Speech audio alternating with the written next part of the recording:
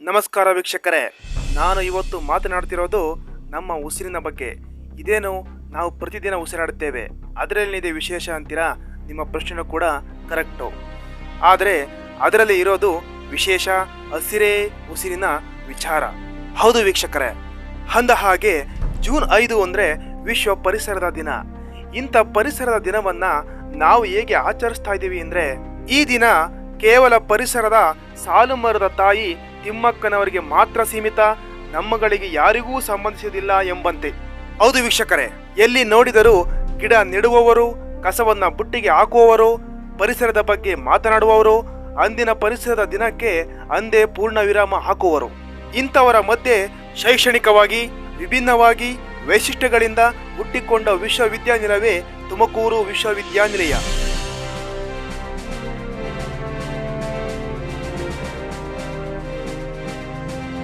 ಹೌದು ವೀಕ್ಷಕರೇ, ತುಮಕೂರು ವಿಶ್ವವಿದ್ಯಾನಿಲಯವು CNR ರಾವ್ ಕಟ್ಟಡದಲ್ಲಿ ಸ್ನಾತಕೋತ್ತರ ಪರಿಸರ ಅಧ್ಯಯನ ಮತ್ತು ಸಂಶೋಧನೆ ವಿಭಾಗವನ್ನು ಸ್ಥಾಪಿಸಿ ಪರಿಸರ ಮತ್ತು ಪರಿವಾರದ ಉಳಿವಿಗಾಗಿ ನಿರಂತರವಾಗಿ ಸಾವಿರಾರು ಪರಿಸರ ರಕ್ಷಣೆ ಸೈನಿಕರನ್ನ ವೈಜ್ಞಾನಿಕವಾಗಿ, ತಾಂತ್ರಿಕವಾಗಿ ಮತ್ತು ಸಾಮಾಜಿಕವಾಗಿ ತಯಾರು ಮಾಡುವ ಜವಾಬ್ದಾರಿಯನ್ನು ಹೊತ್ತು ಯಶಸ್ವಿಯಾಗಿ ಪೂರೈಸಿಕೊಂಡು ಬರುತ್ತಿದೆ ಈ ತುಮಕೂರು ವಿಶ್ವವಿದ್ಯಾನಿಲಯದ CNR ರಾವ್ ಸ್ನಾತಕೋತ್ತರ ಪರಿಸರ ಅಧ್ಯಯನ ಮತ್ತು ಸಂಶೋಧನೆ ವಿಭಾಗ.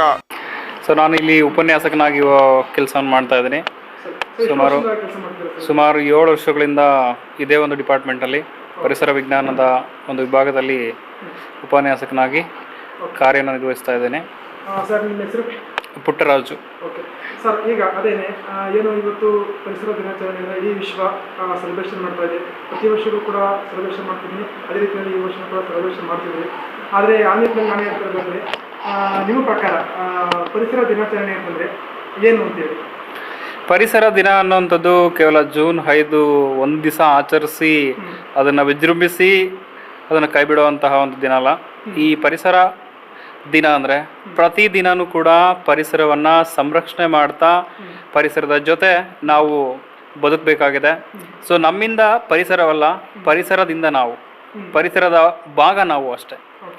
ಸೊ ಪ್ರತಿ ವರ್ಷವೂ ಕೂಡ ಜೂನ್ 5 ತಿಂಗಳಲ್ಲಿ ಈ ಒಂದು ವಿಶ್ವ ಪರಿಸರ ದಿನಾಚರಣೆಯನ್ನು ಆಚರಣೆ ಮಾಡ್ತೀವಿ.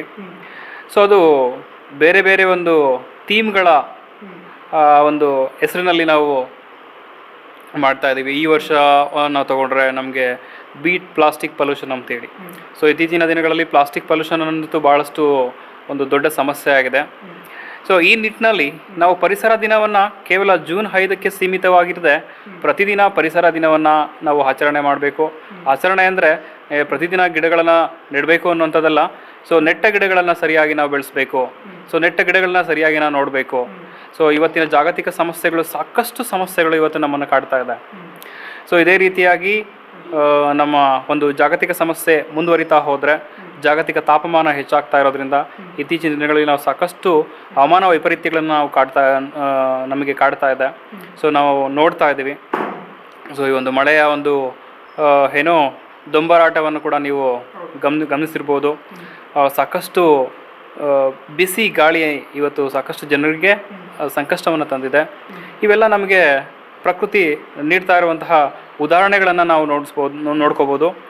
ಸೊ ಹಾಗಾಗಿ ಪರಿಸರವನ್ನು ಸಂರಕ್ಷಣೆ ಮಾಡಬೇಕು ಅಂದರೆ ಪ್ರತಿದಿನ ಪರಿಸರದ ಬಗ್ಗೆ ಒಂದು ಕಾಳಜಿ ಇರಬೇಕು, ಪರಿಸರವನ್ನು ಸಂರಕ್ಷಣೆ ಮಾಡಬೇಕು.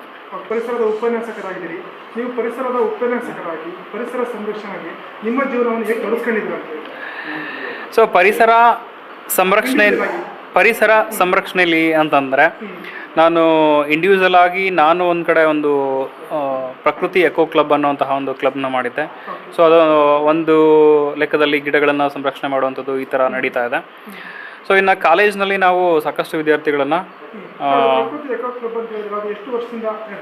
ಅದು ಒಂದು 4 ವರ್ಷದಿಂದ ಇದೆ. ಅಂದರೆ ನಾನು ಅದನ್ನು ಸ್ಟಾರ್ಟ್ ಮಾಡಿದ್ದು.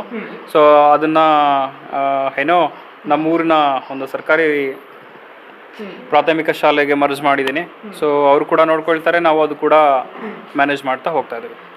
ಸರ್, ಇದು ಪರಿಸರ ಒಂದು ಸಂರಕ್ಷಣೆ ಏನಿದೆ, ಇದಕ್ಕೆ ಸಂಬಂಧಪಟ್ಟಂಗೆ ಪಬ್ಲಿಕ್ಕಲ್ಲಿ ಯಾವ ಒಂದು ಬದಲಾವಣೆ ಬಯಸ್ತಾರೆ ಸರ್? ಸಾರ್ವಜನಿಕರವಾಗಿ ಸರ್ಕಾರ ಕೂಡ ಅದರದೇ ಆದ ಒಂದು ಸ್ಕೀಮ್ಗಳು ತಂದು ಅಥವಾ ಒಂದು ರೂಲ್ಸ್ ತಂದು ನಮ್ಮ ಸರ್ಕಾರಗಳು ಎಷ್ಟೇ ಎಷ್ಟು ಚೇಂಜಸ್, ನಿಮ್ಮ ಒಂದು ಪ್ರಕಾರ ಯಾವ ಬದಲಾವಣೆ ಬಯಸ್ತೀರಾ? ನಮ್ಮ ಸರ್ಕಾರಗಳು ಎಷ್ಟೇ ಬದಲಾವಣೆ, ಎಷ್ಟೇ ರೂಲ್ಸ್ ರೆಗ್ಯುಲೇಷನ್ಸನ್ನು ತಂದರೂ ಕೂಡ ಅದನ್ನು ಜಾರಿ ಮಾಡಿದ್ರೂ ಕೂಡ ನಾವು ಸೆಲ್ಫ್ ಮೋಟಿವೇಶನ್ ಅನ್ನೋದೇನಿರುತ್ತೆ, ಸೊ ಅದು ಆಗದ ಹೊರತು ಬೇರೆ ಏನೂ ಆಗೋದಿಲ್ಲ. ಸೊ ಫಸ್ಟ್ ಅದು ಆಗಬೇಕು. ಸೊ ಆ ನಂತರ ಉಳಿದಿರೋದೆಲ್ಲನೂ ಕೂಡ ಸರಿ ಆಗುತ್ತೆ.